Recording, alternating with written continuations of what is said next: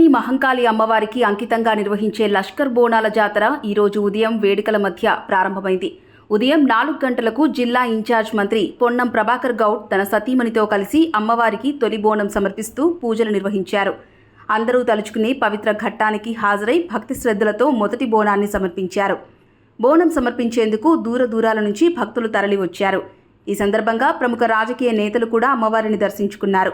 కేంద్ర మంత్రి కిషన్ రెడ్డి దంపతులు, సనత్ నగర్ ఎమ్మెల్యే తలసాని శ్రీనివాస్ యాదవ్, మల్కాజ్గిరి ఎమ్మెల్యే మరి రాజశేఖర్ రెడ్డి, నర్సాపూర్ ఎమ్మెల్యే సునీతా లక్ష్మారెడ్డి, సనత్ నగర్ కాంగ్రెస్ ఇన్ఛార్జ్ కోట నీలిమ అమ్మవారిని దర్శించుకున్నారు.